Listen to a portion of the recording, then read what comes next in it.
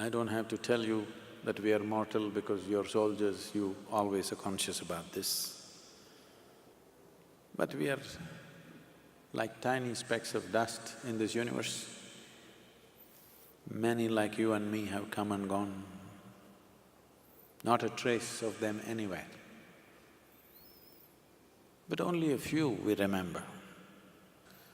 We only remember those people who hardly did anything, but they were of a certain kind.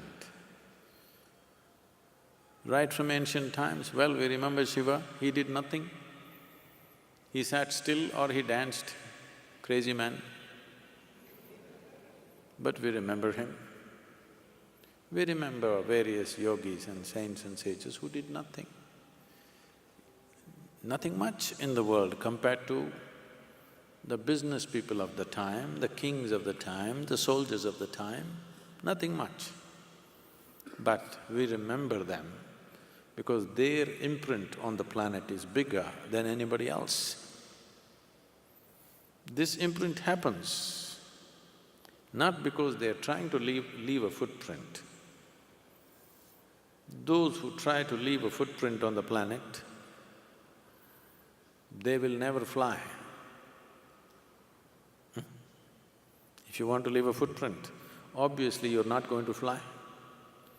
Suppose among the 100 of you who are leaving strong footprints with your boots, suppose one of you flew across the border, just like that, not in an airplane, just like that.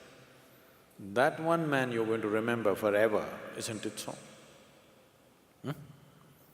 Because he transcended limitations that are supposed to be human. That's what needs to happen to every life. In some way, we must transcend the limitations of what we think are the limitations of being human. Just look at this today. If you utter the word human, people will only say, oh, I am only human. This means they're always using the word human with reference to their limitations. I'm only human. Very rarely you saw anybody saying, I'm human, not referring to the immensity of being human, always referring to the limitations of being human. What yoga means is, the word yoga means union. Union means there is you, and if you look at it in a limited perspective, there is you and the other. But if you look at it in the larger perspective, there is you and the universe. You versus the universe. See, this is where the border is, not there. This is where the border is, me and the rest of the universe. Here there is a border. If you cross this border successfully, then we say you are a yogi, you become one with everything. If you do not cross this border, you will have to always guard it, which you know is very arduous. So when you realize this and you consciously cross the border, then you are referred to as a yogi.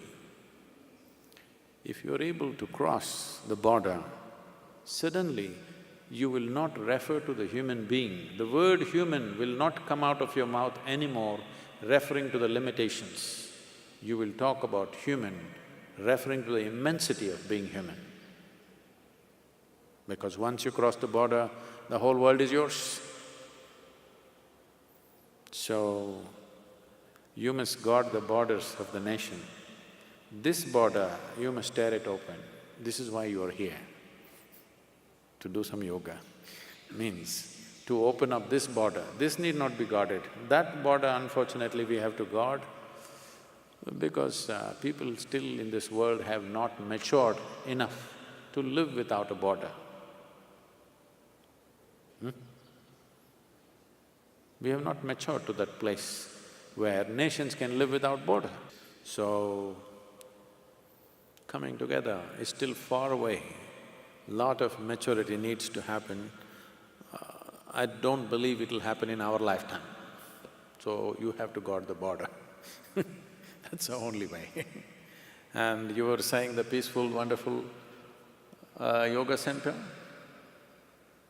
We are living very peacefully, wonderfully, because all of you are standing there on the border.